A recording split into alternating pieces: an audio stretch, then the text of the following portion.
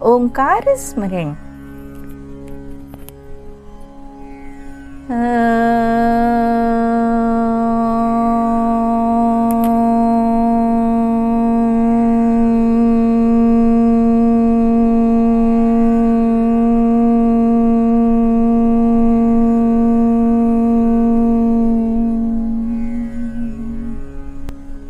दोस्तों, एक सुंदर सी कहानी, शीर्षक है दोस्ती काल से।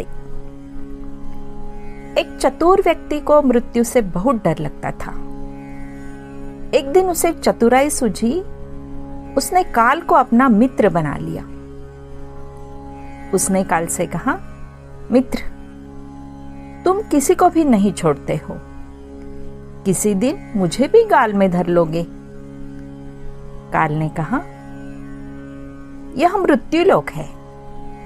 जो भी यहां आया है उसे एक दिन मरना ही है। सृष्टि का यह शाश्वत नियम है, इसलिए मैं मजबूर हूं। पर तुम मित्र हो, इसलिए मैं जितनी रियायत कर सकता हूं करूंगा। तुम मुझसे क्या आशा रखते हो, साफ साफ कहो। व्यक्ति ने कहा, मित्र, मैं इतना चाहता हूं कि आप मुझे अपने लोक ले जाने के लिए आने से कुछ दिन पहले एक पत्र अवश्य लिख देना, ताकि मैं अपने बाल बच्चों को कारोबार की सभी बातें अच्छी तरह से समझा दूं और स्वयं भी भगवान भजन में लग जाऊं। काल ने कहा, यह कौन सी बड़ी बात है। मैं आपको एक नहीं 4 पत्र भेज दूंगा और चारों पत्रों के बीच समय भी अच्छा खासा दूंगा, ताकि तुम सचेत होकर सभी काम निपटा सको। चतुर व्यक्ति बड़ा प्रसन्न हुआ। उसके अंदर से काल का डर भी निकल गया। उसने सोचा, अब मैं यहां से जाने के पूर्व अपने सभी कार्य पूर्ण करके जाऊंगा, तो देवता भी प्रसन्न होकर मेरा स्वागत करेंगे। दिन बीतते गए और चतुर व्यक्ति के मृत्यु की घड़ी आ पहुंची। काल अपने दूतों सहित उसके समीप आकर बोला, मित्र, अब आपका समय पूरा हुआ। अब आप मेरे साथ चलिए। मैं सत्यता और दृढ़ता पूर्वक अपने स्वामी की आज्ञा का पालन करते हुए अब एक क्षण भी तुम्हें और यहां नहीं छोड़ सकता। चतुर व्यक्ति के माथे पर बल पड़ गए। भ्रुकुटी तन गई और वह कहने लगा, मित्र, धिक्कार है तुम्हारे जैसे मित्र पर। तुम्हें मेरे साथ विश्वासघात करते हुए लज्जा नहीं आती। तुमने मुझे वचन दिया था कि तुम मुझे लेने आने से पहले पत्र लिखोगे, पर मुझे दुख है कि तुम बिना किसी सूचना के अचानक दूतों सहित मेरे ऊपर चढ़ आए। मित्रता तो दूर रही, तुमने अपने वचन को भी नहीं निभाया। काल हंसा और बोला, मित्र, इतना झूठ तो मत बोलो। मेरे सामने मुझे ही झूठा सिद्ध कर रहे हो। मैंने आपको एक नहीं 4 पत्र भेजे। आपने मेरे एक भी पत्र का उत्तर नहीं दिया। चतुर व्यक्ति ने चौंक कर कहा, कौन से पत्र? मुझे तो तुम्हारा कोई भी पत्र प्राप्त नहीं हुआ। तुम्हारे पास कोई प्रमाण है तो दिखाओ। काल ने कहा, मित्र, घबराओ नहीं। मेरे चारों पत्र इस समय आपके पास मौजूद हैं। मेरा पहला पत्र आपके सिर पर चढ़कर बोल रहा है।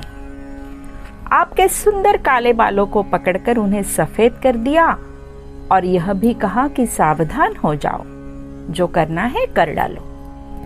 नाम, पढ़ाई और धन संग्रह के झंझटों को छोड़कर भजन भाव में लग जाओ। पर मेरे पत्र का आपके ऊपर जरा भी असर नहीं हुआ। बनावटी रंग लगाकर आपने अपने बालों को फिर से काला कर लिया और पुनः जवान बनने के सपनों में खो गए।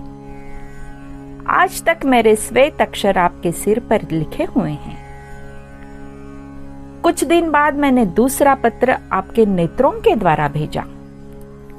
जिससे आपके नेत्रों की ज्योति मंद होने लगी। तब आप अपने आंखों पर मोटे शीशे चढ़ाकर जगत को देखने का प्रयत्न करने लगे। 2 मिनट भी संसार की ओर से आंखें बंद करके ज्योति स्वरूप प्रभु का ध्यान मन में नहीं किया। आप इतने पर भी सावधान नहीं हुए तो मुझे आपकी दशा पर बहुत तरस आया और मित्रता के नाते मैंने आपको तीसरा पत्र भेजा। मेरे इस पत्र ने आपके दांतों को छुआ, हिलाया और तोड़ दिया। आपने इस पत्र का भी जवाब नहीं दिया, बल्कि नकली दांत लगवाए और जबरदस्ती संसार के भौतिक पदार्थों का स्वाद लेने लगे।